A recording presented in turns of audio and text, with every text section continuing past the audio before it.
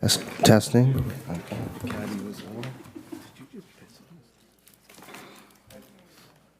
My wife was shopping, so she was shopping for my 6-year-old for dinners for Santa. You know, you think Colton would like a Niners for me? Niners just. Me and the other one. It's our street shooting too, though, while you're at it. Yeah. That's why I always look nervous. My dad was just used to take Yeah, it's now 7. We're going to call the order. Let's go to the Pledge of Allegiance. Allegiance to the flag of the United States of America and to the republic for which it stands, one nation, under God, indivisible, with liberty and justice for all.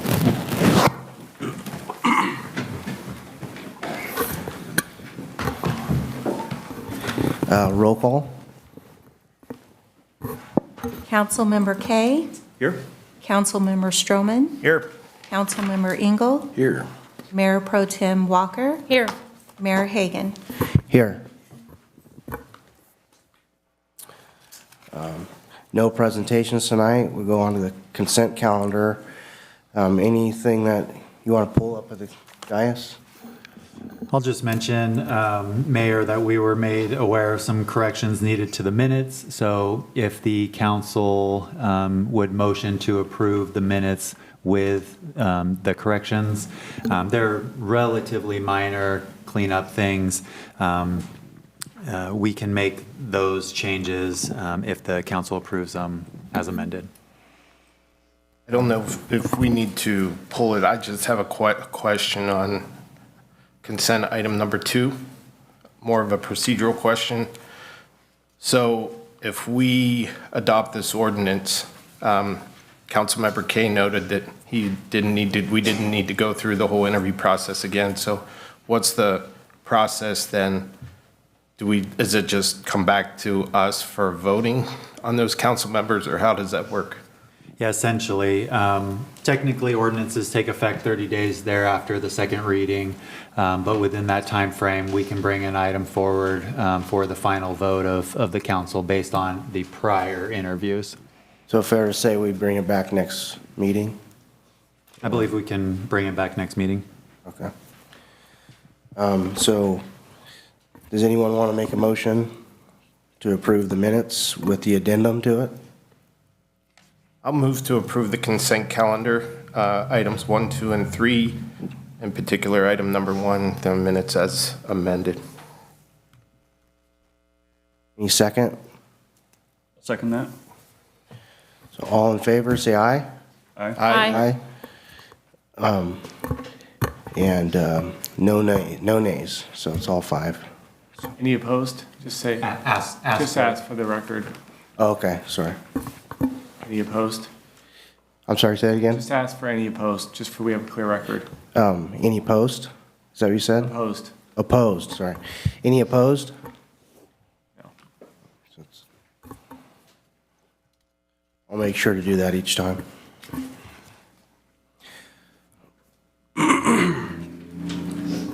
Looks like we have no staff communications or updates, or do we? Yeah, we'll start with Celinda. Yes, we do have some communications. Okay, good evening, everyone. Council members, Mayor, thank you for hearing me tonight. We are busy getting ready for our mid-year. So that entails a lot of posting and things for December, getting some quarterly reports and things done for the state and federal levels and for our CalPERS, things like that. A lot of in the weeds type of things that we're doing. And that's it to prepare for our mid-year presentation, which should happen at the next meeting.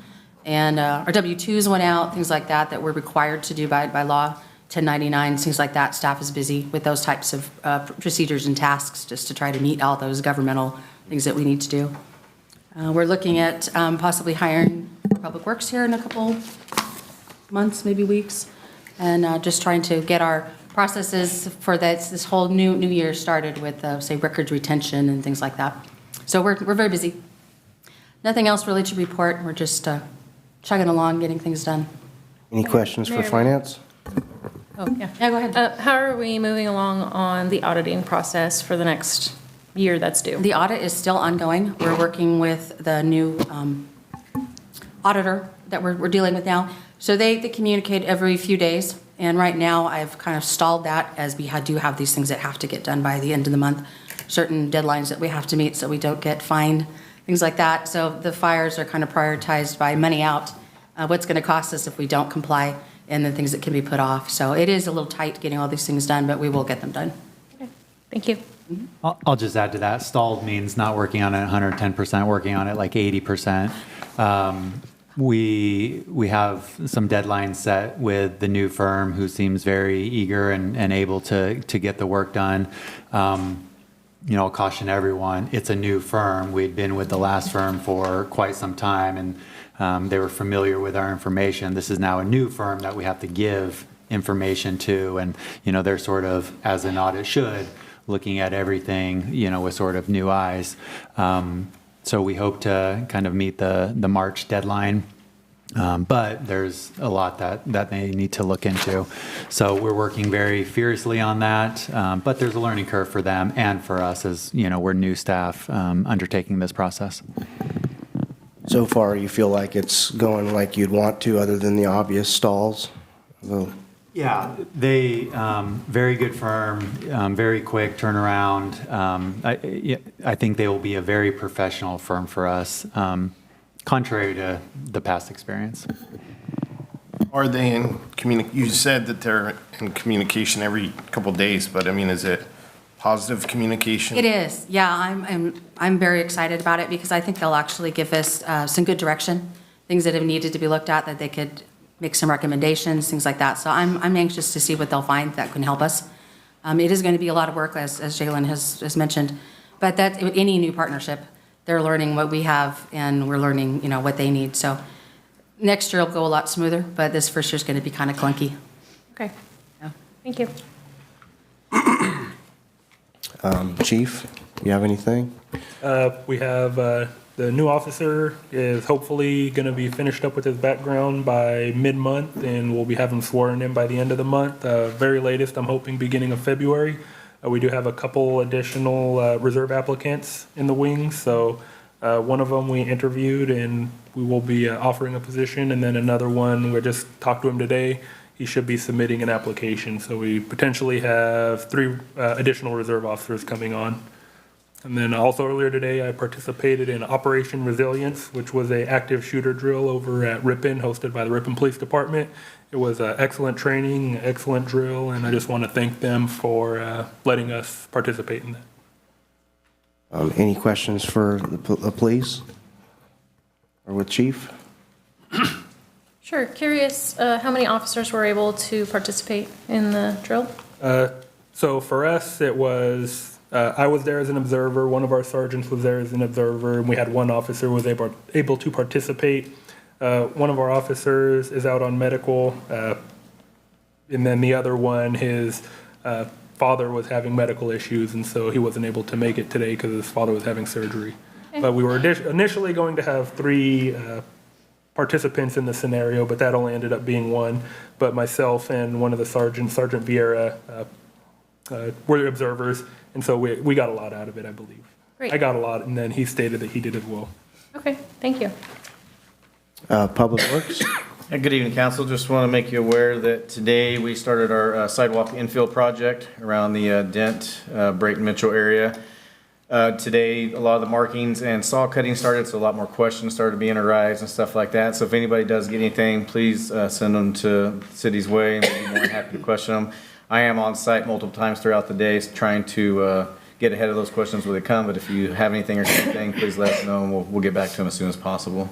The feedback you've gotten since last time so far, still pretty good? Pretty positive. We definitely have a few concerns we're trying to work through out there, but overall it's been positive. But yeah, we've always got a few kinks in here and there we're trying to work out. Any questions for Public Works? Yes. So Justin, I don't know if you've heard, but there's some concerns about some elderly folks in the construction zone, and how they can gain access to their driveways. I will certainly share their information with you and Justin, but we definitely want to make sure that we're not cutting off a lifeline. Yeah, no, definitely. In fact, me and the contractor today, we spoke to 3 different families today about this exact situation. But definitely, we will always make sure that someone is able to get in and out of their driveway even during construction. Like we're kind of telling some of the folks out there, will be a couple days on the day of the pour when concrete goes down that you won't be able to drive over for about 48 hours or so. But there will definitely be ahead of time of that. When an emergency happens, we'll still make it happen if it has to be, but there'll be plenty of notice for all the individuals and residents out there knowing when we'll be doing any work in their driveway. What's the duration of that project? Well, the overall duration is a 90-day project. I don't foresee it going 90 days, but there's going to be a lot of commotion really going on for the next 30 to 45 days as far as lawns, a little bit of driveways getting ripped out. There's going to be compaction going in, a lot of forming, and then concrete will go in. So the overall project's going to be hectic for the next month or 2. But as far as affecting anybody's able to get in and out of the driveway, should be very minimal. Just food for thought, but might behoove us to, if we get the 3-week look-ahead schedule from the contractor, share that on the city's website. And if people have questions, Sure. we just point them towards the schedule and they can see the activities that are happening. Okay, will do. Our city lawyer, you have anything you'd like to throw out there? Nothing that I can reveal publicly. Okay. No, I don't. Thank you, though. And our city manager? Thank you, Mayor. The city is accepting applications for nonprofits and other organizations for CDGB and home funds. Those applications are due February 13th. I know this council last year had some questions about notification to some of the groups. All groups who we feel are eligible have been notified of this opportunity. And just to add on to Justin's comments about the Dent Sidewalk project, you know, we certainly know progress is not without its challenges. I think one of the amenities cities should provide is sidewalks in areas, and we recognize we can't get to every sidewalk immediately, but it's certainly a benefit in the long run, although we sympathize with the public, especially the elderly and those who are less maybe fleet-footed in terms of accessing their properties. And so we are working diligently with everyone that we can. So as Justin mentioned, if there are questions, please send them our way and we'll see if there's ways that we can work around some of the issues. You know, we're even looking at some of the approach they're taking to the construction, you know, whether they're going to do all the demoing and then pouring first, or, you know, kind of do it in sections. So there's things that we can work on. You know, and we'll be candid, there are some who are not directly in favor of the project, like a very small handful, because it infects their yard. And when we're dealing with those issues as well and determining how we can best address those concerns and questions. Street sweeping, we continue to work on, as I've shared with the council a couple times. Jilton has let us know that as of the first of the year, they'll no longer be providing the street sweeping services. They did let us know in a pinch, if they need to continue to provide it for a while, they can. We continue to look at various options. We're getting quotes from private companies who do it and talking with the other cities. So we'll try to navigate that pretty challenging issue actually as quickly as we can here to ensure we have street sweeping services in the city. And then just to note, the city does recognize Martin Luther King Day, which would be the next council meeting. So per our code, we'll move the council meeting to that Tuesday, the 21st of January, instead of holding it on the 20th of January, just to let the council and the public be aware of that. That's it. Any questions for the city manager? Yeah, just one. Last meeting, I brought up a concern about starting this project right in the middle of the rainy season. And honestly, it kind of feels like that was just blown off. Why did we make the decision to start right in the middle of the rainy season? Yeah, not blown off at all. We talked in length with the construction company, TBS, Taylor Backhoe. And we all felt that it could be done. Now, we never know what acts of God are going to fall upon us, but we talked about that in length based specifically on your comment and our expertise in the area. So do we have weather days built into the schedule? Yes. How many? I don't know specifically how. Yeah, I don't know exactly. We can get you that number, but we definitely have them in there. And just keep in mind, we don't have a whole lot of, it's very minimal road work, so there's not a lot of road work that's gonna be tore up. And there's no sidewalks where we're doing most of the construction now. So even if it does rain, it may be a day here and there, but I'm pretty confident that we should be able to work through the weather. Okay.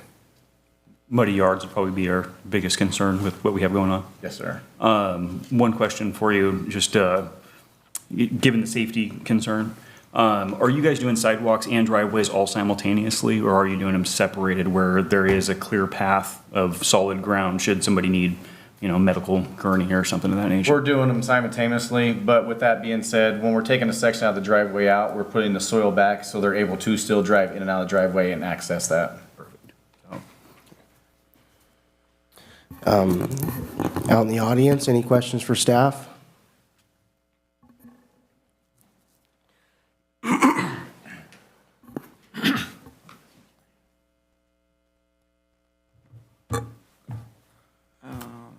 Good evening, council. What prompted this project over by Dent?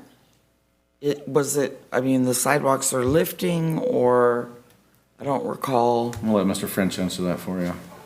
So there are no sidewalks in the areas that we're installing sidewalk.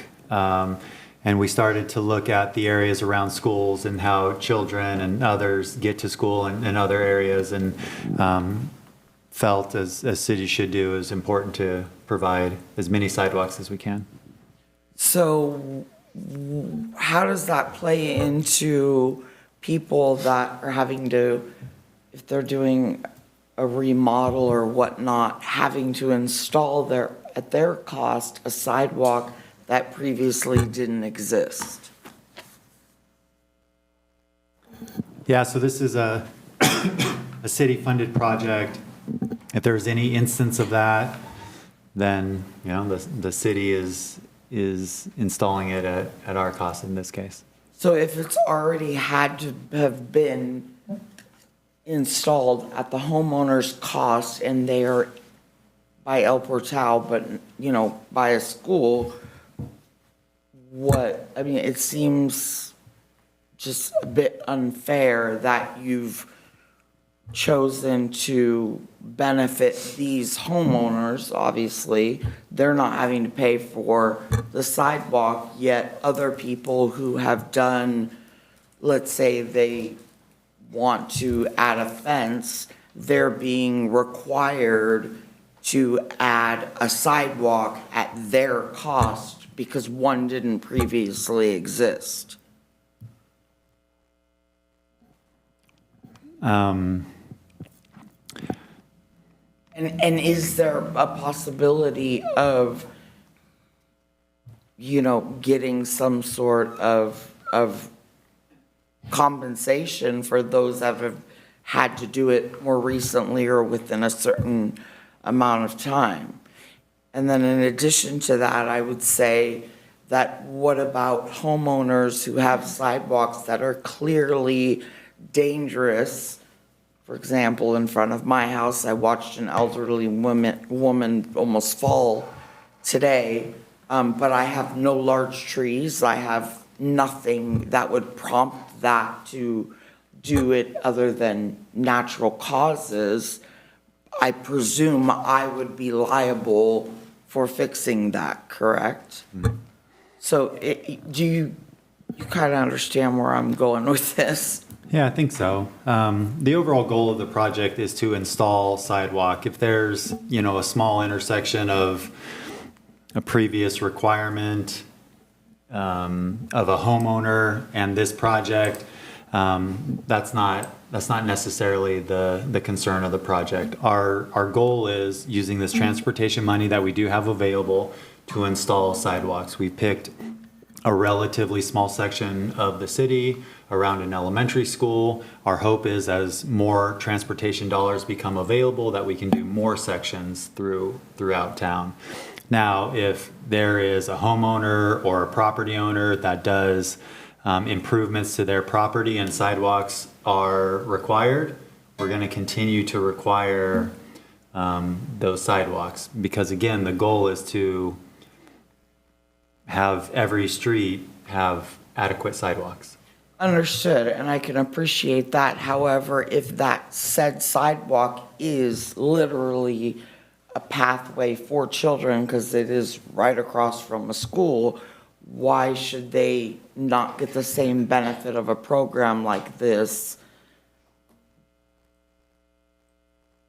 Yeah, I mean, there's sort of not infinite dollars to fix every issue within the city. Our goal using the transportation dollars that we do have is to install sidewalks in areas that don't have sidewalks. And in what stretch of or span, how many blocks, how many houses, how many, do you have those numbers on, like what we're covering with this grant, this money?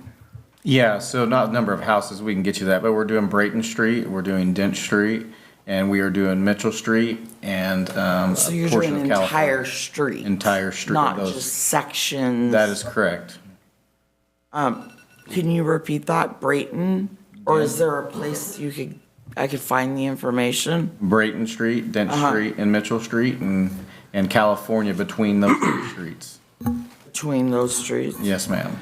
Okay. And not to interrupt, but we're hitting our 5-minute window, so I didn't realize I got only 5 minutes when it wasn't matters presented from the audience. is that correct or not, Frank? It's 5 minutes for all public comment. All public comment, that's Okay, understood, and I respect that. Thank you. no problem. Just a quick question, real quick. We did have an agenda packet where we approved this project, correct? And so we can go back and find the date that was in our agenda packet for you, and you can go ahead and see the entire schematics that have been approved, so that way you can see which streets they'll be covering and what areas. Any other questions from the audience? Any questions online? Okay, we'll close this and go to matters presented from the audience. The public may address the city council on any item that is on the agenda at the time the item is called. The public may also address the city council on any item not on the agenda that is within the subject matter of the city of Escalon. Each speaker is limited to a maximum of 5 minutes. Unused time may not be yielded to another speaker. You may state your name and address for the record, however, it is not required. Due to the state law, action will not be taken on an item that is not on the agenda and except for brief responses. The council is prohibited from discussing any item on the agenda. If it requires action, it will be referred to staff and/or placed on a future agenda. The determination of whether an item is within the subject matter of the city is a discretionary decision made by the mayor. We'll open this up at this time to matters to the audience. My name's Betty Bennett, and I just have a question. I'm sure everybody knows that SB 1037 was passed by our government, and so I just wondered how it affects us when they're saying that we have to encourage more housing because we don't have enough housing.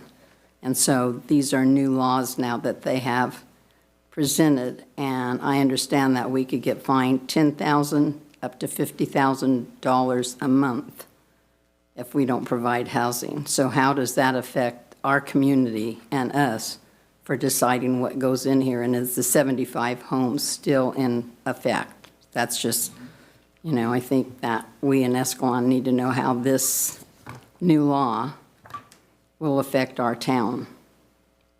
City manager, do you have any response to that? Sure. We are currently working with the state on our housing element document where all of those issues will be addressed. What we've seen so far in SB 1037 is those cities that are actively working with the state on seeking compliance through their housing element are not in danger of this. I'm not suggesting that can't change.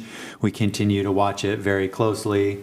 But we're working very closely with the state on our housing element and think we will achieve compliance here in the next couple of months.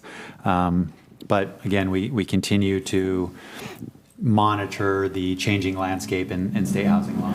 So in theory, for this cycle, we would be in the clear if everything went the way it's going currently. Yeah, if and when we achieve compliance with our housing element. And then we have to track against that. We have to implement against the adopted housing element.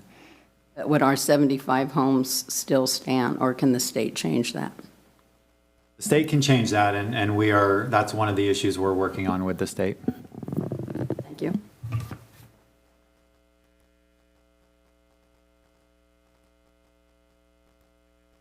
Good evening, Mayor, Council.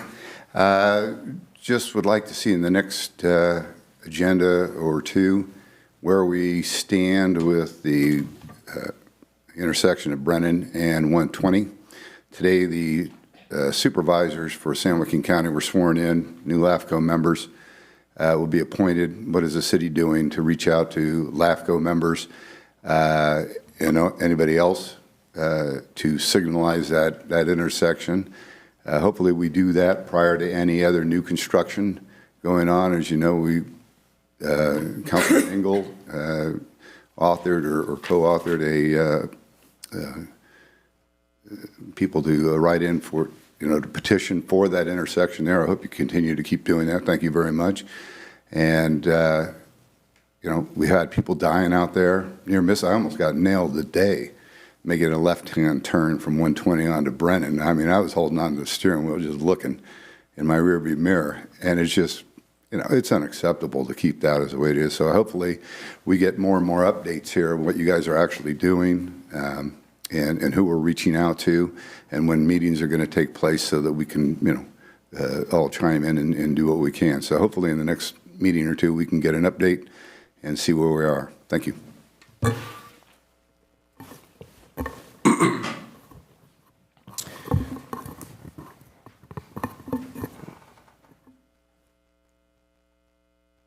Permitted to have 5 more minutes? Okay. I believe so, right? Yeah, this is under matters presented from the audience. It's something separate, so yeah. Just don't want to discriminate against any rules here. Transportation, does that grant, would that cover getting some sort of lighting in the crosswalk, or has that been discussed since I last brought it up by El Portal? We have 7th graders right now going to practice for basketball at 6:15 in the morning. It's pitch black. And as you know, the whole neighborhood is pitch black. Just some sort of, hello, watch out kind of light. And then also, does Public Works cover the trees? We have a lot of people blowing the stop sign going towards McHenry in front of El Portal. Do you guys cover the trees that cover that stop sign, or is that on the school? If it's right in front of El Portal, it's be the school, but regardless if it's in front of stop sign and safety issue, we in Public Works would take care of that, and then they would finish off that tree. So Is that something you could look at? Of course, yeah, I'll send the crew going there towards to take a look. McHenry. Yeah, thank you. Chief, is there, I was made aware of today that there is an influx of mailbox thefts going on this side, some side of town. Is that something we can find a way to getting out to our residents that are not aware unless they directly are hit by one of these mailbox bandits? What do you mean? So whenever we have a community mailbox hit, we will reach out to the residents of that mailbox when we know that that's been targeted.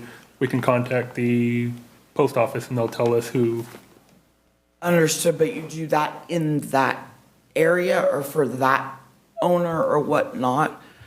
Oh, for that, are you talking about residential or community mailboxes? Well, what I'm talking about is I was made aware of today from one of your officers that there's been an influx of mailbox thefts on the other side of town versus where I live. That is something that I think the community should know about, but I had no idea. I don't see it posted anywhere. Is there some way that we can figure way to get that information, maybe through Escalon residents? Even if you don't live there, we're seeing, I think there's checks coming through. People are targeting mailboxes just to bring awareness. Yes, I know. I get what you're saying. Yes, that can be. Okay, thank you. Any talk more on a town hall meeting with the Flourish home situation?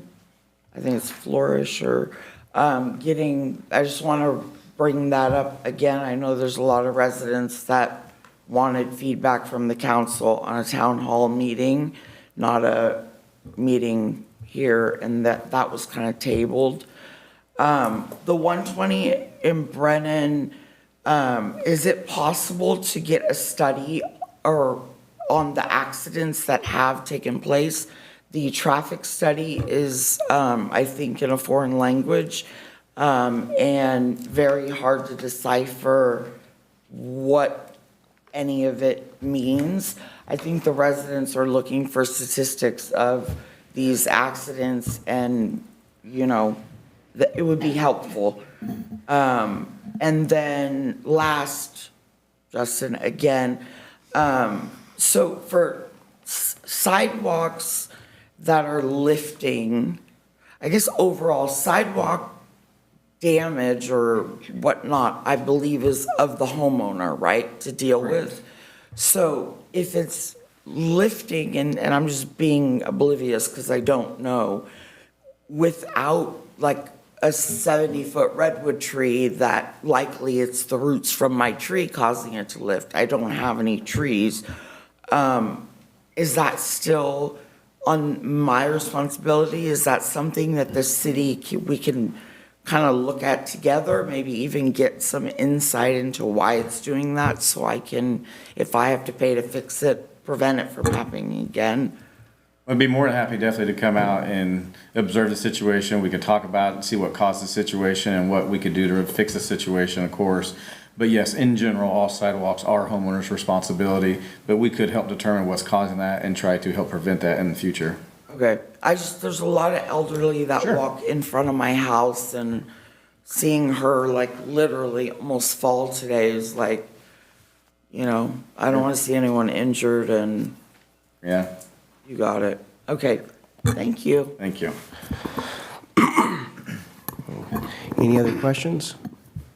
Just on the Florsheim Homes issue, we were directed by council last time to explore some options, which we continue to do, and we'll bring something probably next meeting.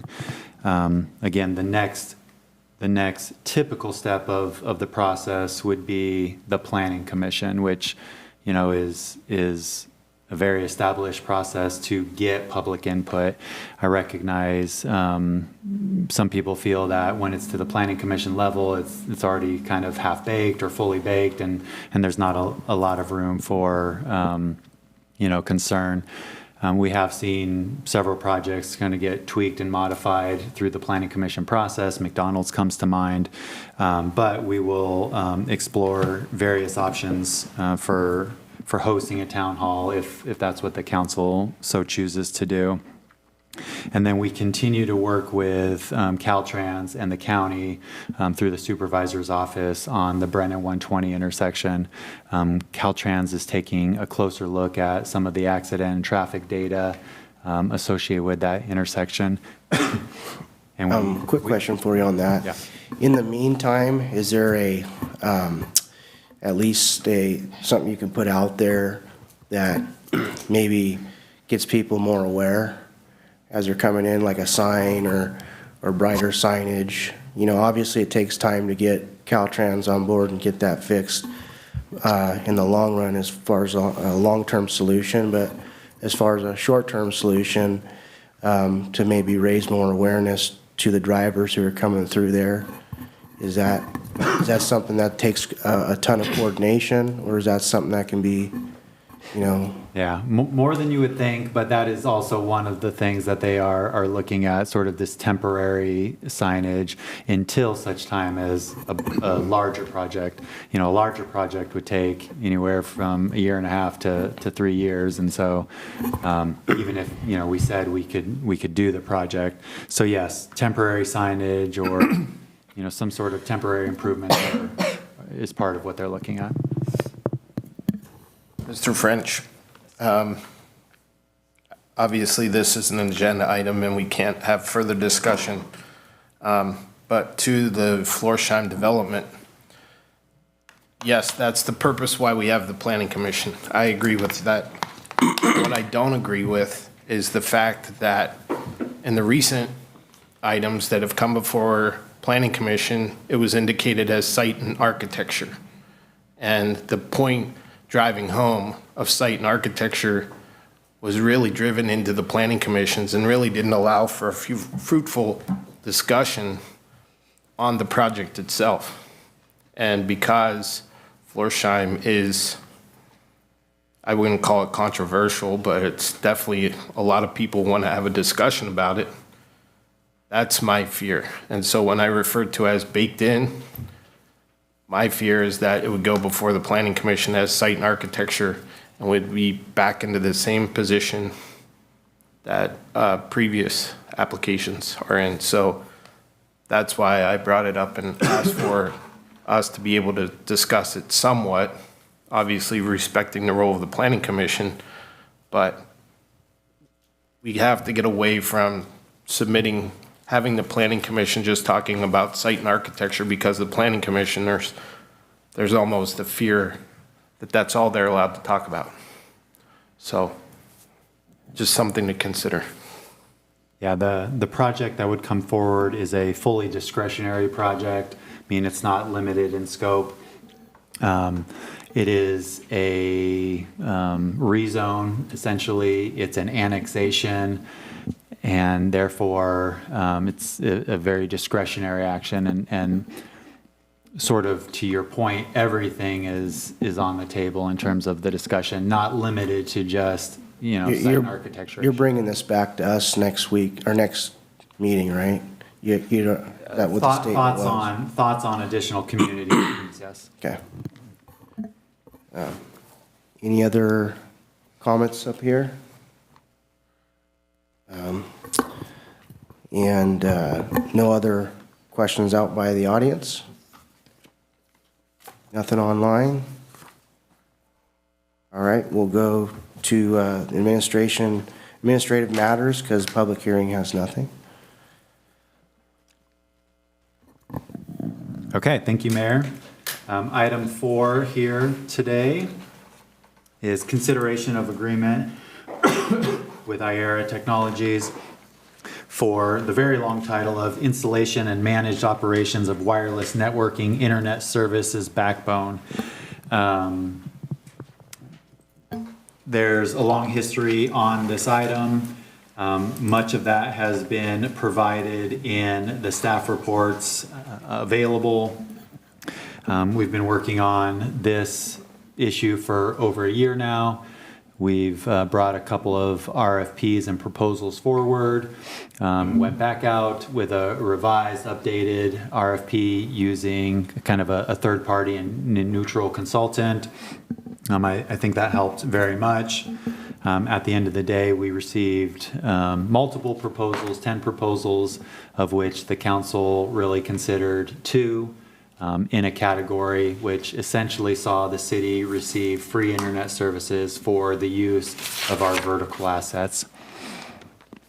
Subsequently, the council directed staff to negotiate with Iera Technologies, who is out in the audience, for an agreement. And so we have worked on those negotiations, and we do have an item or kind of bullet points here before you. I will mention, my fault, an incorrect staff report was used, and so you do have on your dais the revised staff report. Very minor changes were made. A couple of the deal points were modified, and I'll walk through those as we discuss them for the public's knowledge. Hold on one sec. Can we pull it up on the screen for, can you see it out there? It's not. Trying. Okay.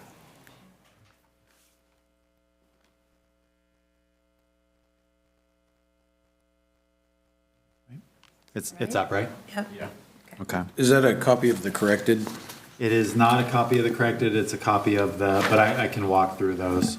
So under discussion, if we move down on the screen, there's a couple of bullet points. Yeah. Go. So in essence, we have 4 bullet points here. The first one is agreement term, pretty straightforward. 5 years with 3, we said open options. It's 3 options to extend for an additional 5 years for 20 years total if mutually agreed by the parties. So 5 years with 3 extensions totaling 20 years. The next items, next 2, I guess, were really the heart of the discussions. So for the use of our vertical assets, IARA will pay $800 per month for the first 6 months and then $950 per month thereafter. The thought on graduating that from the 800 to the 950 was get IARA up and running, start generating some revenue, and then can increase that. There's some additional language there shared about, retaining a consultant for fair market value. We felt that wasn't necessary, nor, to be honest, agreed for by IARA, but not necessary because we have openers in the agreement to readjust the lease or the revenue share component, which I'll talk about next. So the revenue share, it's been negotiated at 15% of monthly subscription revenue gained from cities' vertical assets. So in essence, any new customer gained using the city's vertical assets and equipment on those vertical assets, the city would capture 15% of that. So the way we've structured this is it's an either or. If the 800 or the 950 per month is greater than the revenue share, which we expect in the first 6 months, 12 months, who knows how long, then IARA would pay the higher of the 2. If at some point the revenue share began generating in excess of the fixed lease rate, then IARA would transition to that payment to the city. And so they will keep records of all the customers they capture from the new equipment and share those with the city periodically. So we have, kind of a view into that. And then in terms of the termination, basically either party, but in particular the city, since this is staff talking to the council, has the option to cancel the agreement within 120 days if for really any provision within the agreement, the city is not satisfied with, the service, the investment in technology, the investment in trying to capture customers, the maintenance of the equipment on our facilities, anything in that realm, if the city's not satisfied, has the ability to terminate the contract. We talk about, sort of connecting periodically, specifically at the end of terms, but more frequently if needed, if something is not working, so we can both mutually discuss that. Before we go to that next page, are there penalties for terminating the agreement from either party? I didn't see any in the contract. No. No. The IARA can only terminate for cause. we can terminate for cause with 60 days notice or for any reason or no reason on 120 days notice. So the city has some favorable flexibility in that regard.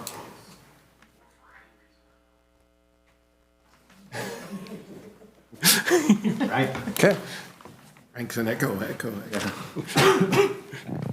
Just really driving that home there, huh, Frank? I'm an echo chamber of myself.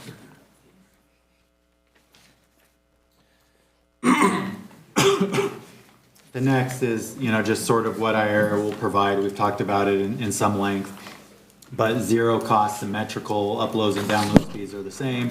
Connection to city facilities, that's really the crux of this issue. We were experiencing not good quality internet at our remote sites, wastewater treatment plant, Corp Yard.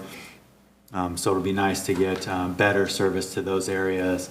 Plus, we have this sort of private layer 2 connectivity to city facilities, so city facilities can talk to each other, and then of course the revenue. So we talk about the fiscal impact later in the staff report. The city currently pays about $885 per month, or a little over $10,000 per year for internet service. Obviously, this goes from $10,000 per year to zero, plus some revenue generated through the agreement. So with that, I'd be happy to answer any questions that the council has. We do have the last couple of staff reports as we've worked through this item, as well as the lease agreement. Any questions or concerns at all at the dais? Yeah, I have 2 questions. One of my questions is actually directly for IARA. So I'll reserve that for a second, but for staff, similarly to the quarterly reports that Finance Director Bicker presents, I think it would be helpful, at least at a quarterly level, to see, if we are generating that revenue. So if we could make that note at a quarterly basis. You want IARA to come up for your? I do have yes. Do you want to ask all council questions, and then we can bring the applicant up? Was there any other questions or concerns? Yeah, for staff, yeah, Frank, I'm sure that you looked over this, but for the indemnification and our insurance, the $1 million per occurrence does seem a little low in case of loss of life. I'm sure you guys looked at that fairly thoroughly. But it doesn't seem to cover in that instance, which that indemnification at that point would probably fall void somehow and come back to the city, seeing how it's a city-owned asset. Is that fair to say? Yeah, we would, I mean, for city assets, the city would be sued as well. I guess what I would say is it's pretty standard in the industry for that amount. These are facilities located on vertical assets, but likely the injury is going to come from the city's vertical asset, not from the facility on the asset particularly. So the risk exposure to the city is really borne by our assets, whether they're on the facilities are on it or not. So I would just say it's pretty consistent with industry standard in that regard. Okay, thank you. So how does the insurance work with that? Excuse me, Mr. How does the insurance work for that? They're required to provide insurance on our vertical asset, but only on their equipment on the vertical asset? No, it's we're insured as an additional insured, so we get the benefit of their coverage for up to $1 million, but it's the coverages are $1 million in recognition of the fact that we're allocating risk from one party to the next, even though we, as the indemnity, is likely. I struggle to say this, but like out loud, but the idea is the city's asset is probably going to be a higher degree of risk. So in any risk allocation provisions, you do want benefit of what you can get that's reasonable, that's commercially reasonable, that's industry standard, but you're often not going to get more if if your asset itself is a higher risk in the first place. So that's what I'd say. So this is kind of a happy medium between the plus. Plus, as a backstop to that, the city does enjoy its own risk pool. It's not technically insurance, but it acts like insurance for its general liability, premises liability. So we would have, it wouldn't necessarily, anything above and beyond that million would be covered by the city's own insurance as well. So IERA will be carrying their own insurance. The city is listed as an additionally insured, and then we have our own insurance on the vertical asset on Correct. top of that. Correct. Any other questions? We'll take it out to the audience. Any questions? Okay, we'll bring it back to the dais. Any last questions before we take a vote? I think that both Councilmember Stroman and myself would like to ask IERA a question before we vote on it. Yep, I apologize. It's coming up. Are we going to ask the exact same question, but good evening. Hello. I know this has been quite a process for you, so we're almost there. Almost there. My question is, seems simple, but how are you going to evaluate what customers you have gained as a result of putting the asset on, or putting the equipment on the vertical asset? I mean, It's actually pretty easy. On each customer location, we have an antenna that points to one of our vertical assets, whether it's an existing one we have or one of the new ones. So we know exactly which customer is peered to which tower or vertical asset. So if you gained a customer and they're pointing to City Hall, you're like, okay, that's the city. Exactly right.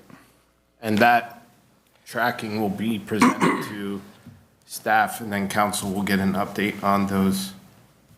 Yes, we do want to keep the customer private information private, so we would probably supply like a customer number, the revenue amount, that kind of thing. Of course. But we'll have it all in case there's ever an audit or anything like that. We'll comply. Councilman Kaye, you have a question? Yeah, my question is actually, if you are awarded this contract, how long is it going to take you to have this all set up in the city all functioning? Depends on availability, but typically pretty fast. I mean, we can typically turn around probably all the main sites in less than a month. And my other question for you, and I know that this was asked at the previous meeting, should they, something go down for whatever the reason is, how long is your typical repair time? And I ask that specifically because if our police are going to be using it, I want to know that there's number one, a backup to it, and then also that it's going to be back up and fixed, quickly. So. Correct. All the core sites will have redundant connections. Right. Because I don't like to come out in the middle of the night. I don't like to deal with that. So I understand. We'll typically architect this in such a way that we will have perhaps a slightly slower speed backup just in case to get us by. But typically it's next day. Nightmare happens and you lose your backup. Both of them go down simultaneously. Act of God comes through here, wipes it out. Same thing. Are we talking about a matter of days? Or are we talking about a matter of hours? Next day, typically. Okay. If it's a true emergency, it's usually same day, as long as we can coordinate access. Perfect. Love that answer. And I'd just like to add that currently, I would say at least once, sometimes twice a year, our internet and connectivity does go down due to fiber optics being cut in the area. So it's not, and we have ways around it. It's a workaround that we have, so we can address that problem if it does arise as well. I was going to ask that question for public knowledge, but I kind of assumed that was going to be your response to it. Any other questions? Sure. Yeah, one more. In 10D of the agreement, it talks about us reserving the right to license or lease other portions of the property. Will your equipment encompass like the majority of that asset if it was the opportunity of the city to be able to lease another portion of that equipment or that asset? Is there space? Of course, yeah. It's your asset. You can put whoever you want on there typically. There should be some protections. And I think you've written in there that we can't interfere with existing, police, fire, or existing tenants on it. And there's some protections for us as well, so there should be some coordination. If we use same frequencies or something like that, there would be some sort of mutual frequency coordination at that point. But our intent is to have a section of it, and it's your asset. You could do what you want with it. So there would be potentially additional mounting locations and? Sure. Okay, thank you. Just an overall comment. And that is, we obviously, I can't speak for the other four, but we want the city of Escalon to be your number one priority customer. So if things go down, just make sure that.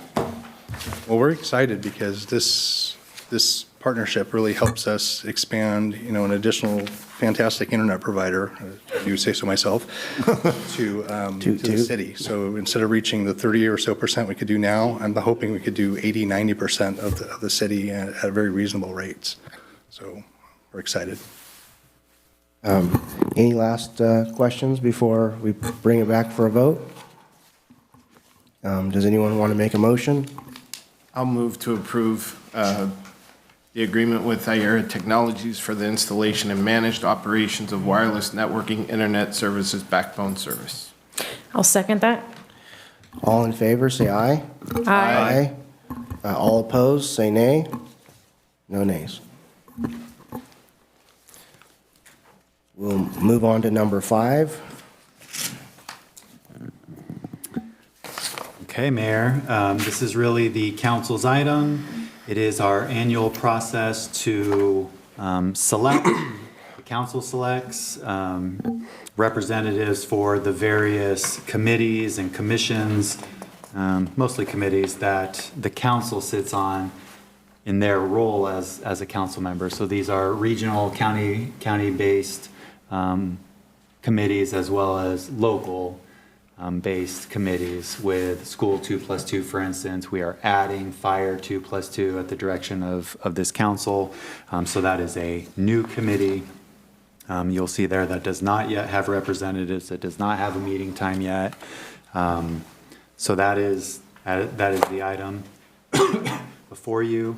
I'll just share in the last couple of years, or every 2 years. I said annual before, it's really a biannual after each election.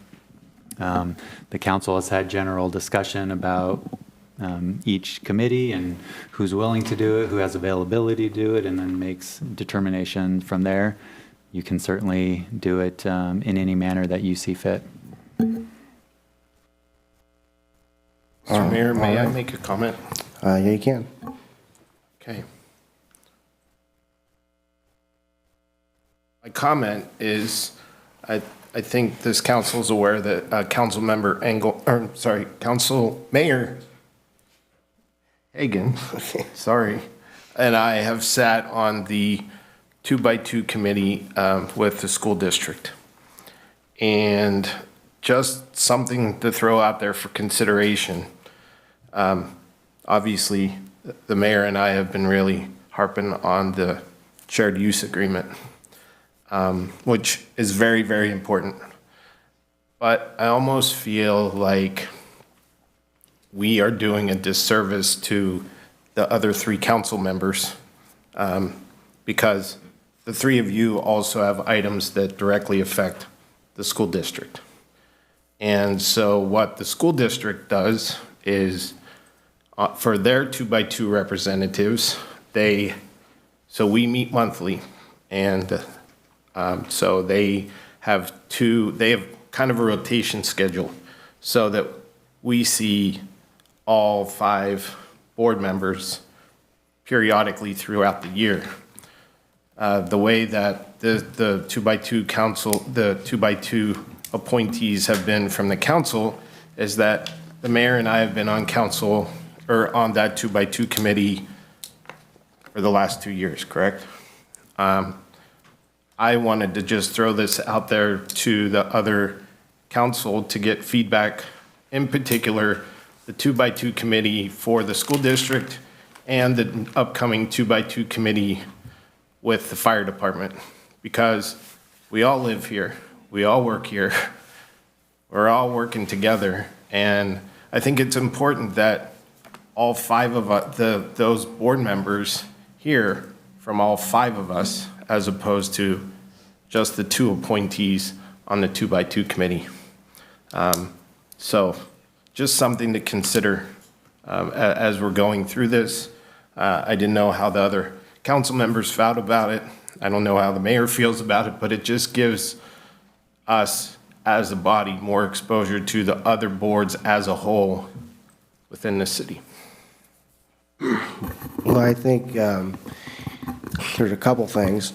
One would be the availability of the other council members for, different boards and times and stuff.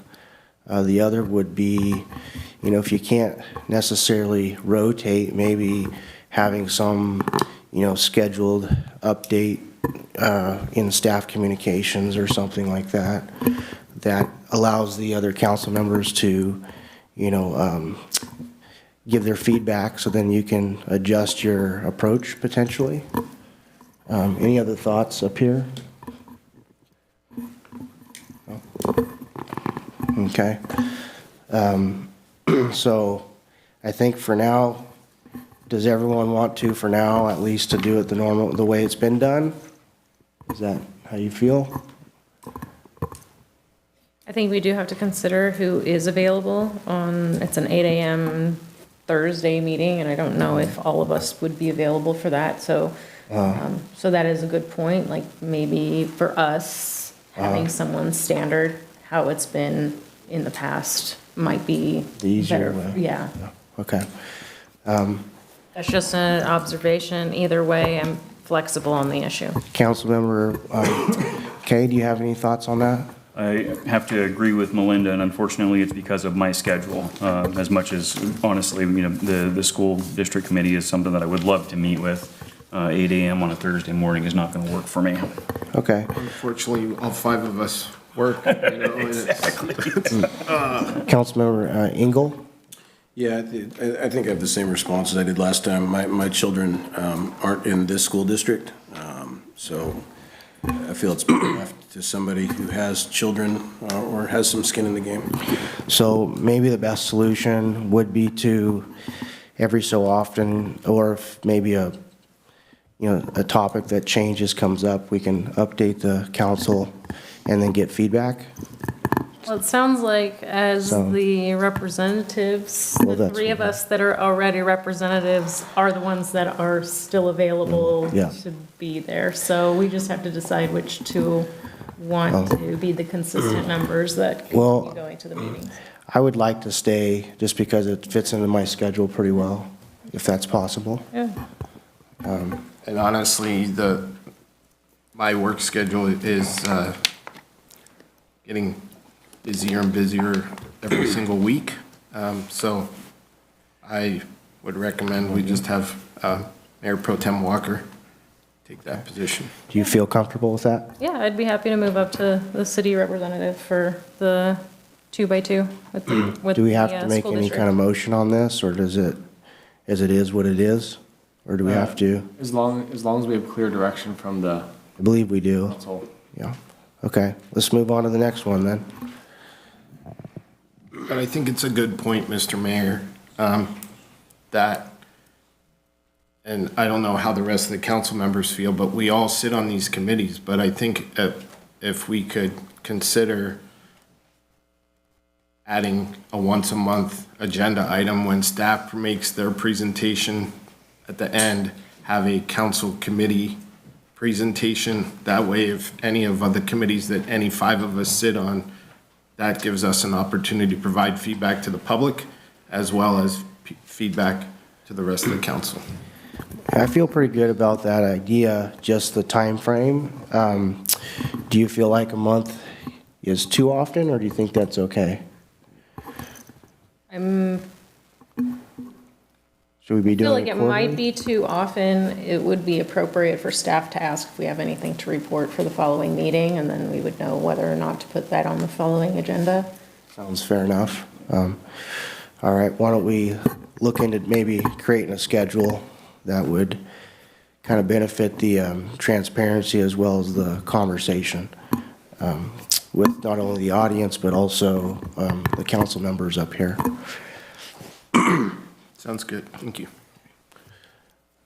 The next one up, Fire 2+2, the new fire. do we have any kind of general idea when that would be? We do not have a general idea. It'll be dependent on who sits on this body in coordination with the fire district representatives. The one thing that we have said is we would meet quarterly initially and then determine if that is the appropriate length of time in between meetings. If it's a Thursday, I would like to do it, but I don't know if that's doable. This one I'm very interested in. Is this something that we should take to them first and then bring back, since we don't have an exact time? We certainly can do that. I would maybe recommend, picking the two individuals who want to sit on it, and then we can coordinate schedules based on those persons. And anyone else that would like to sit on this in theory? I definitely would. Okay, so you have three, and then Councilmember Engel and Walker?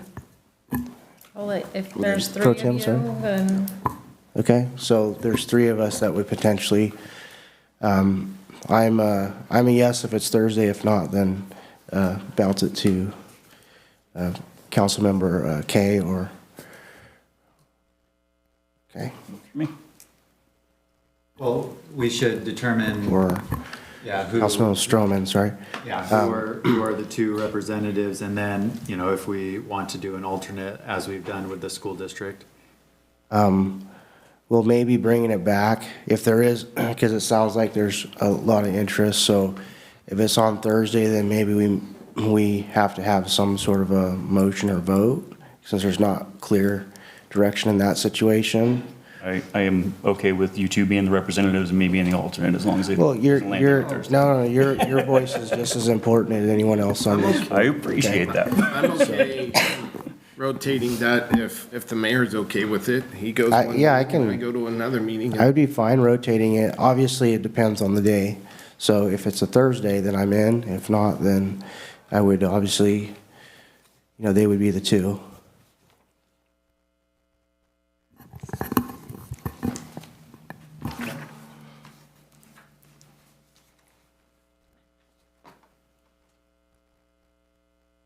So I'll just lead in here. The next two were really created by the city, kind of looking internally at some of the policies that we have. One is a personnel committee to really advise the city manager and department heads on any personnel decisions. This was created in 2009 by the council then. To my knowledge, has not met in many, many years. And then I'll just go on to the next one, CDGB HUD Policy Advisory Committee. Again, really looking at the internal.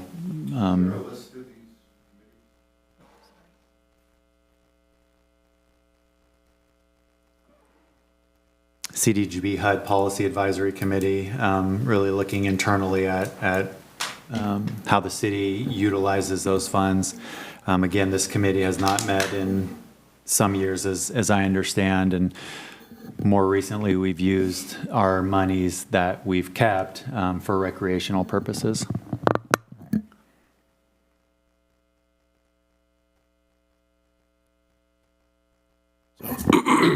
So do we?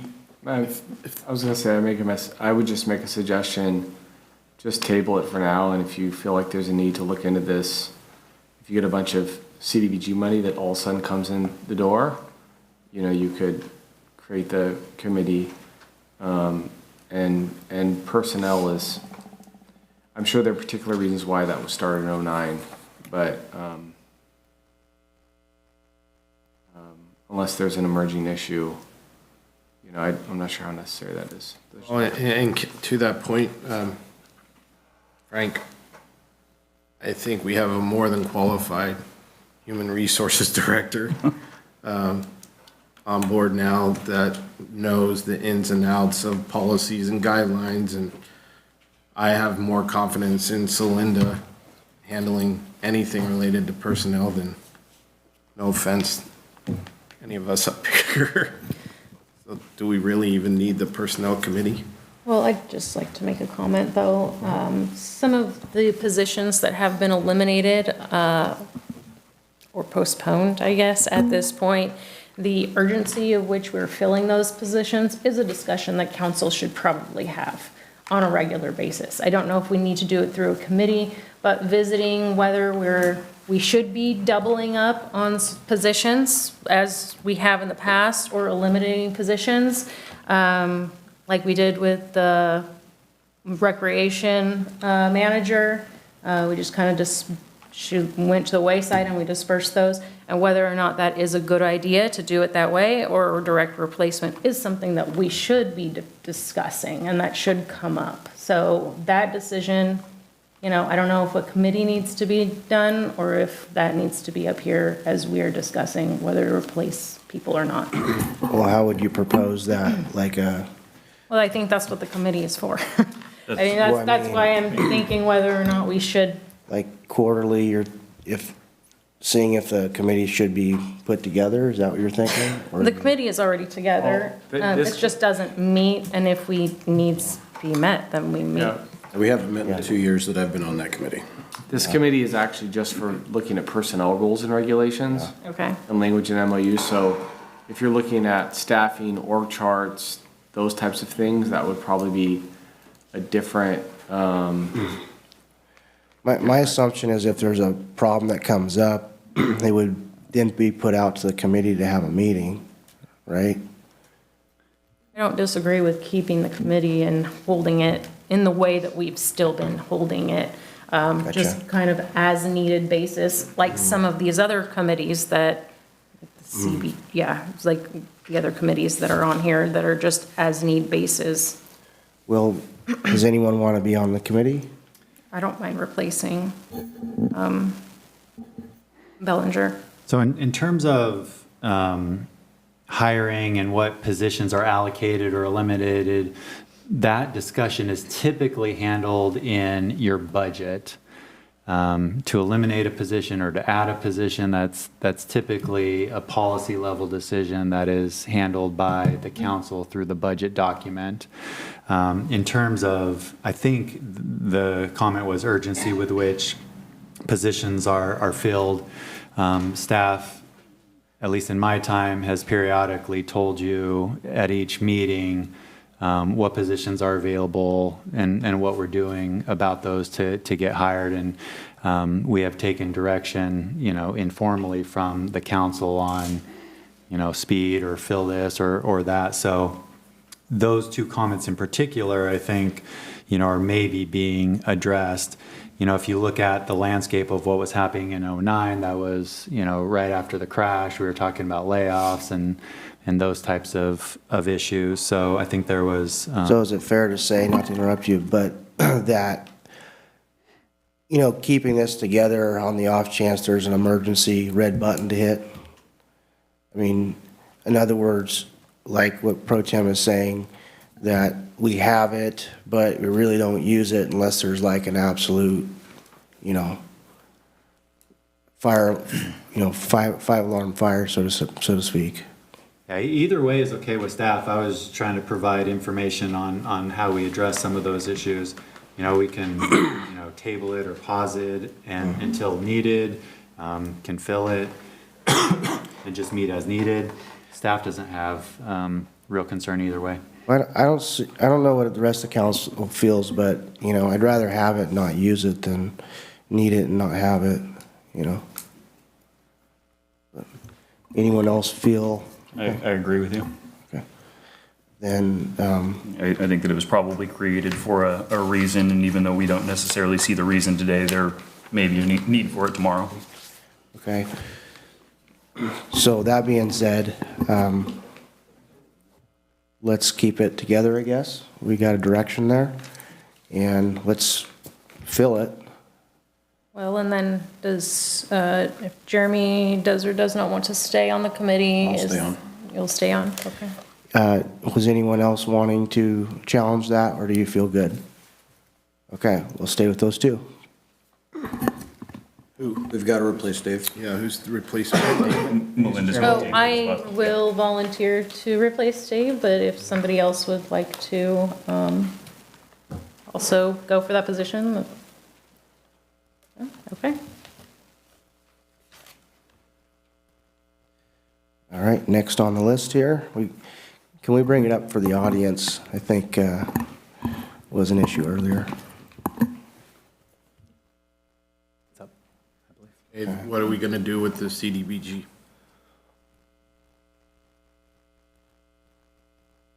We just did the personnel, now this is. Yeah, again, I think this is one where we just fill it and sit on it until there's a need for it. I'll take Dave's position on there. Okay? And looks like I'm still on there, so I'll stay with it.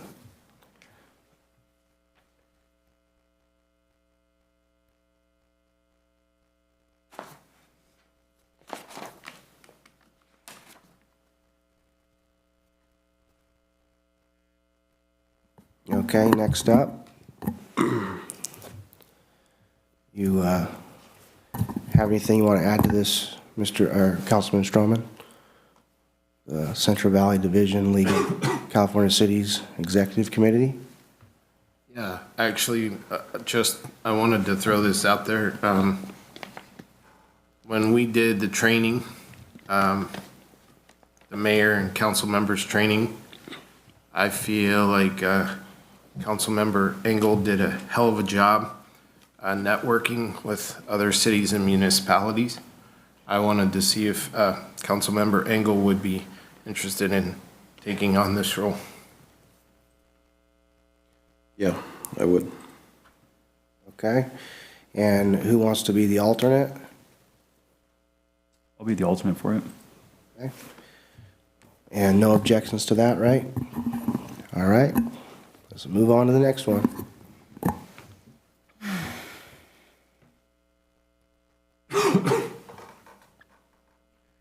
Integrated Waste Management Committee. I don't recall meeting. Yeah. So, if anyone. I can't find much information on this committee, so. So, if anyone would like this position, you're more than welcome to. Otherwise, I can stay on it. Waste management, I'm all about it. Can I have it? If you want it, go for it. And we need a city alternate, so I guess if no one else wants it, I'll do it. Otherwise, does anyone want that? Are we saying Jeff is the representative? Yeah, yes. Unless Okay. there's an objection. Oh, I have no objection. Because I'm I serious wasn't about my sure- waste. I wasn't sure if you were being sarcastic. It was a little of both. So unless anyone else wants it, then I will sit as the alternate. There actually is Okay. one that. We'll go to the next one then. Go. Local Agency Formation Commission, LAFCO. Yeah, we are rotated off until 2029. 29. Oh, yep, sorry. So we're good to go. San Joaquin County Advisory Water Just for Commission. the public, so LAFCO is the Local Agency Formation Commission. It deals with annexations and boundary changes. There is a couple of representatives from the cities, and so obviously we have 9 cities, I think, in the county. They rotate, so, you kind of have a cycle. So we'll be back on in a couple years, 5 years, 4 years. Okay. Currently, we have Councilmember Engel and Pro Tem Walker. How do you guys feel about this? I can stay on. It's not too far from my work. Okay. Anyone have any issues with that? What about city alternate? Do you feel comfortable still with that? Sometimes that schedule is a little touchy for me if anybody else wants to take it. If not, I can stay on and continue the way I'm doing. Be the alternate for that. Okay. Councilman Kay is taking the alternate. All right. San Joaquin Council of Governments, Board of Directors. I'm interested in this one. Yeah, as well am I, and I'm the current alternate, but not listed there. Okay. Anyone else interested besides you two? No? Okay. So we have two that are very interested. What do we do here? Well, they can discuss, and if there can't be consensus, we can take nomination, and I can guide you on the nomination process, but let's have some discussion first. Discussion? Anyone have anything to say? I've been receiving the communications and sitting as the alternate behind Dave. Dave did a great job and never missed a meeting, so I did not get a chance to attend, but I've been trying to track as best as possible. Okay. Councilmember Stroman? Obviously, I respect the fact that Councilmember Engel served as the alternate. I felt like using the experience that I had for the last 2 years on League of California Cities opened my exposure to the greater San Joaquin Valley and exposing Escalon and the needs that we're dealing with to League of California Cities. Now I want to bring it back closer to home to SJCOG. I have a really strong working relationship with our current Board of Supervisor, Robert Rickman, who is also currently serving as the chair of San Joaquin Regional Transit District. And like I said, I respect the fact that Councilmember Engel has served as the alternate, but I would appreciate consideration. So it looks like we have a... Looks like we have a stalemate. So this is what I'll propose. This is how we settle nominations. It's a little bit different than our normal motion practice. What you do is essentially, Mayor, you will open up then the floor for nominations. Seems like there's only two, and there will be a nomination for any of the nominees. It could even be more than the two that have suggested interest. Then you will close the nomination period. You don't need a second. Any council member can just say, for example, Councilmember Engel, or another council member can say Councilmember Stroman. And then you'll close the nomination period, and we will do a vote by roll call, Okay. for the nominees in the order in which they were nominated. So let's assume it's Councilmember Engel and Councilmember Stroman. And let's say Councilmember Engel is the first one that's nominated. Then we will do a roll call vote on Councilmember Engel. If he gets 3 or more votes, he's the candidate. We're done. If he doesn't, then we will go to Councilmember Stroman if he's the second nominated. And the reason why we do this is we line them all up at the same time. So when you're voting, you know exactly who to vote for and not for, because you know that the other preferred candidate is coming behind, for example. Okay. So. Well, I'll open it up to nominations then. I would like to nominate Councilor Stroman for the SJCOG Board of Directors. I'll go ahead and nominate Councilmember Engel. All right, so now what we'll do is we will do a roll call vote. I don't know if the Deputy City Clerk wants to do that for the first nominee, which was Councilmember Stroman. Do you want me to do it? Sure. Okay. Please. Okay. I'm just going to go down the line. Councilmember Kay? Nay. Councilmember Stroman? Yes. Councilmember Hagan, or Mayor Hagan? Abstain? Or nay? Whichever you have to say. Okay. Can I say abstain? Not the same vote. They're not the same vote. Okay, gotcha. Nay. Mayor Pro Tem? Yes. Councilmember Engel? Nay. Okay. So that fails. We're going to now do Councilmember Engel. Councilmember Kay? Yay. Councilmember Stroman, Nay. Mayor Hagan, Yay. Aye. Mayor Pro Tem Walker, Yay, sorry. I don't know Nay. why I said that. Councilmember Engel. Aye. All right, so. Member Engel is the representative.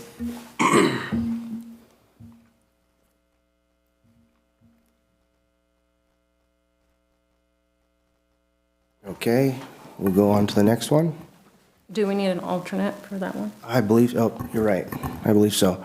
Does anyone have an objection to Councilmember Stroman being the alternate?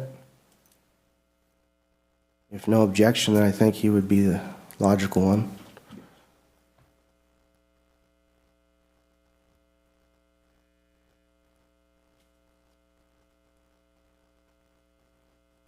San Joaquin Valley Unified Air Pollution Control District City Selection Committee. Anyone want this seat? How often have you met? I don't recall a meeting. So I think it's 0. I can't because I have a conflict of interest with my professional career. Okay. I can stay on there unless someone else would love to be there. Okay, then we need an alternate. I don't mind taking that alternate position. Okay. Then we'll move on to the next one. That's it. All right. What about the, Andy's current position with the representative to the Oakdale Animal Shelter? I mean, I'm not saying that any of us knows animals better than Andy, but. Yeah. You're right, though. Yeah. That one didn't come up. Is there an alternate on that? I don't think so. I don't recall there being one, to be honest with you. You keep up the good work. Well, there's not much to do.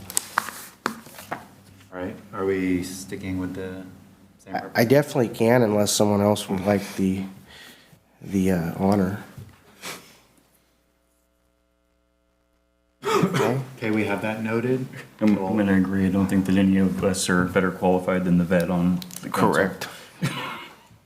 We should just probably add it into these assignments. Okay. Thank you for catching that. So we are done with 5. We'll move on to council communications. I think I started with Councilmember Kay. So we'll go there again, You doing that again? Okay. and we'll go to, I'd just like to wish everybody a happy new year. I can't wait to see what this year holds for all of us, and especially our city and the things that we're going to do and the places we're going to go within a mile.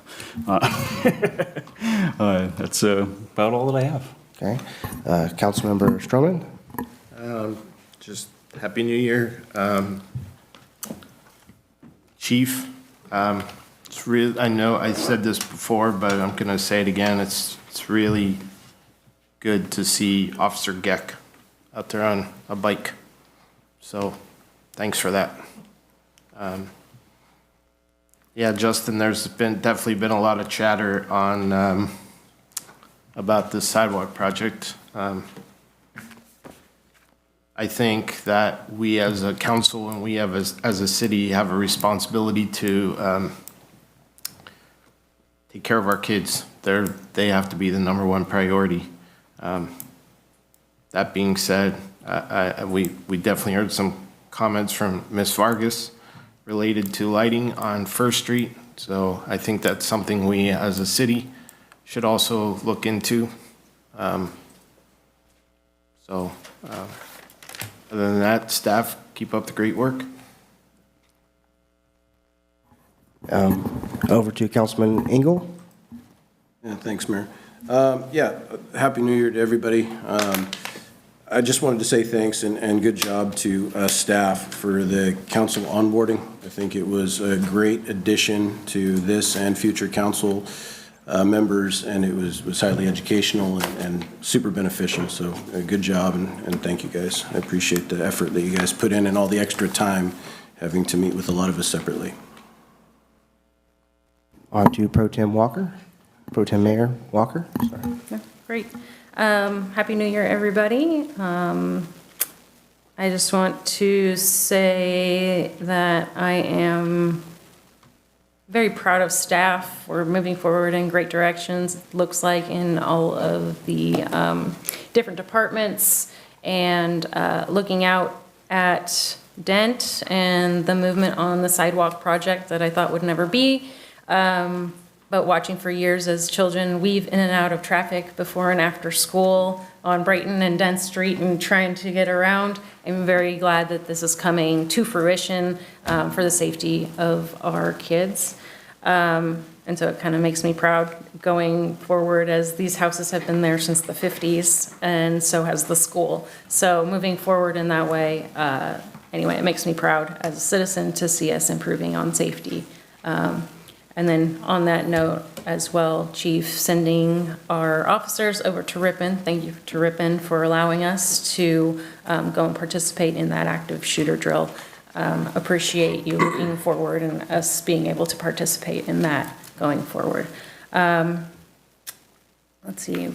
I know that there was mentioned Brennan and 120. I would support the idea of some sort of signage if that was possible. I don't know how possible that would be because it is Caltrans right of way. But I do know that sometimes it's allowed to put signage on the outside of those roads if you go past the lights. So if you're outside enough, maybe a welcome to Escalon, crossing ahead, slow down, or some sort of beautification to say, hey, you're entering a town, instead of what it looks like right now, which is country. It just looks like a country road and you're still speeding. So entertaining those ideas and what we can do as a city to make it look like you're coming into a city, I would love to explore those kinds of ideas moving forward. Is that something that we need to bring back potentially to an agenda conversation? Or is that something that you can look out to find out some ideas for us? We'll bring forward an update as we continue to work with Caltrans. I think something will materialize here in the coming months, I believe. I don't know what that looks like, but we'll bring forward an update. Okay, thank you. I'm also not super sure how much jurisdiction or how much control we have outside past Brennan anyway. I mean, it is outside for us to slow people down to say, hey, we're here. I don't know if anybody knows any property owners out there on Highway 120 between Manteca and Escalon. It would be up to them as a private property owner to possibly put some signage, welcome to Escalon, please slow down, crossing ahead, warning, danger, any of those things. So that's just putting it out there for citizens as well. We can also do our part as citizens to continue to be loud and make our presence known and make what we need for Escalon known as private citizens. So besides that, Happy New Year, and that's it. Well, I'd like to piggyback on thanking Ripon. I think that's awesome that they allowed us to do that. As far as, I believe we're going to address Mr. Danzinger's question next meeting, it sounds like. So we'll hopefully have some more information for you there. For Gabriella, is there anything we can do with those lights to make them less dim, or is it just kind of a standard light that I've never been over there at 6 in the morning, so I'm not quite sure how bright they are. We're right now reviewing the situation, seeing if lights can be upgraded or if new ones can be installed. Okay, sounds good. So we've actually started to look at, kind of the light layout, where lights are, what intersections. There are some gaps, in the city for various reasons. So we're looking at beyond just First Street. And then, as Justin mentioned, where there are gaps, seeing how we can install infrastructure. Is it a new pole? Is it a light on an existing pole? How do we get the electricity there? Those types of things. We're how much right-of-way we have. So we're exploring some options. It's not exactly a quick process, but we're going through that. Gotcha. Other than that, I'd like to say I think the staff's doing a great job. You really took the bull by the horns, so to speak, and I'm glad to see it. So just keep doing what you're doing. I think you're doing a great job. So other than that, I would like to adjourn the meeting.